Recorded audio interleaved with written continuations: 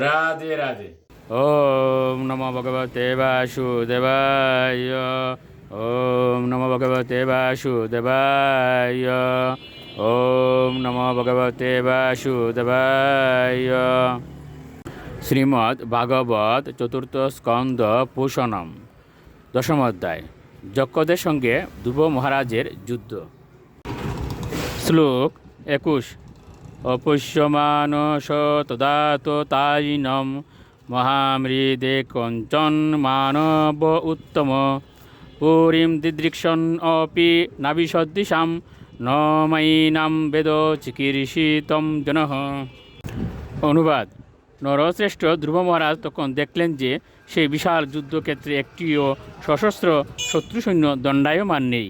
তখন তিনি অলকা পরিদর্শন করার ইচ্ছা করেছিলেন, কিন্তু তিনি মনে মনে চিন্তা করেছিলেন, মায়াবী যক্ষদের পরিকল্পনা কেউই জানে না। শ্লোক 22।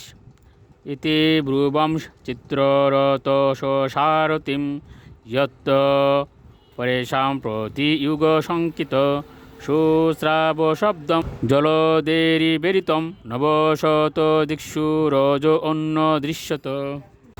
অনুবাদ।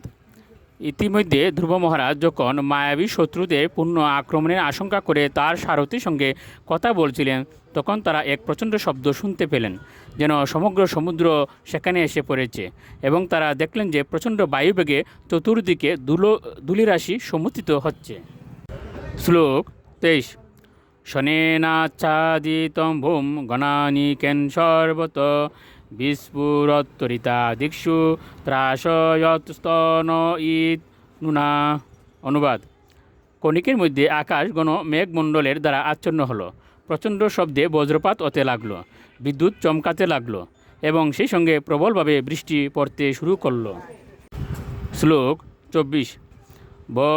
বৃষুরুদিরৌগাশ্রিক পয় বিট মূত্র মেদস নিপেতুর গগনাদস্য কবন্দান্য গ্রতু অনগ। অনুবাদ। হে নিষ্পাপ বিদুর, তখন রক্ত, শ্লেষ্মা, পুজ, বিষ্ঠা, মূত্র এবং মেদ বর্ষণ হতে লাগলো, এবং গগনমণ্ডল থেকে ধ্রুবের সম্মুখে বহু বহু শিরোরোহিত দেহ পতিত হতে লাগলো।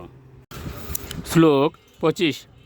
ততঃ কে অদৃশ্যত গিরির নিপেতু সর্বতু দিশম গদা পরিগণিস্ত্রিংশ মুসলা শাস্ম বর্ষিণ।